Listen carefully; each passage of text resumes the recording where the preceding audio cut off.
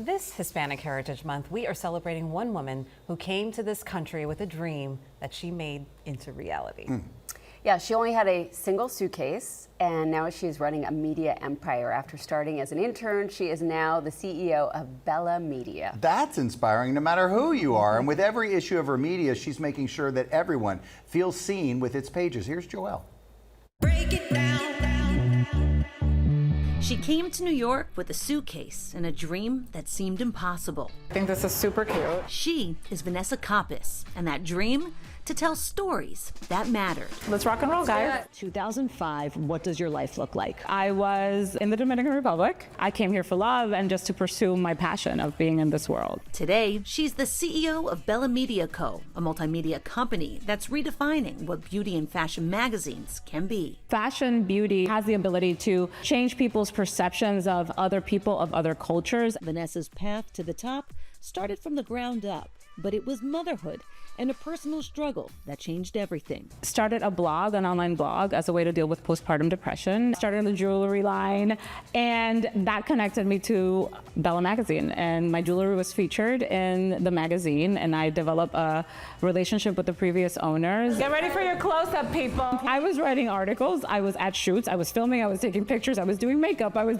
doing it all because I needed to really understand the industry. Then in 2019, the owners of Bella decided to sell. You started as an intern, and then 8 years later, you buy the magazine. How did you do that? Delusion. Just see the vision so clearly in your head, and sometimes you're the only one who's seeing it. But I did. I took a leap of faith. I believed in myself enough. But buying a magazine is one thing. Transforming it, well, that's another. Bring my take as a Latina woman, bring some of the flavor into it, and I did. There's no one type on a cover of Bella Magazine. Because we're not one type. World does not look like one type. You're going to see people that look and feel like you. That's the goal, is that everyone who lands on our pages can find, ordinary people who are doing extraordinary things. And the work, well, for Vanessa, it's about inclusion.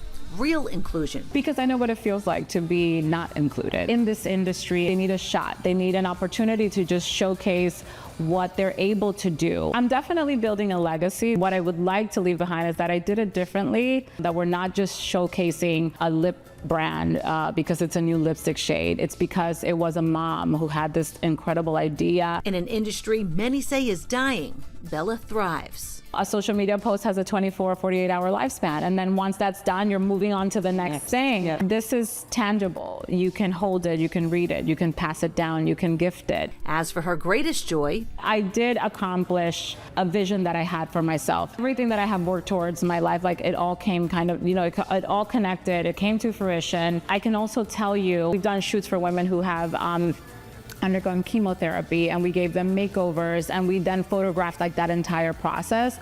That smile of seeing a woman looking at herself on a, oh my God, I made a magazine spread. It's unbelievable. That joy that you can give to someone is truly remarkable. What would that little girl growing up in the Dominican Republic think about where she is standing today? Are you trying to make me cry, Joelle? I actually did this exercise a few weeks ago, and it was writing a letter to that little girl.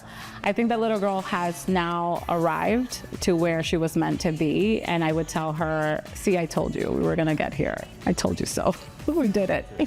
Joelle Gargiulo, Channel 7, Eyewitness News. That's terrific. I remember talking to Vanessa years ago. Really? For an article in the magazine, and you knew then she had the fire to do this. Oh, and look wow. at how far she's come. One of the hardest industries for Black and brown people to break into, period. And Right. the fact that she's doing it, and we all get to see her it. way. Yeah. Doing it just amazing and so inspirational. But I feel like she's one of the people, but I think the public actually turned the fashion industry around in the last 20 years. Sitting here watching that story, I thought about what magazines and what fashion looked like 20 years ago versus what it looks like now. Sure. And it's completely different. It has and changed. much more inclusive. And, So much and more a lot diverse. more can be done to make it better. But But kudos bravo for on- where we are now. On doing that. That's making your voice heard.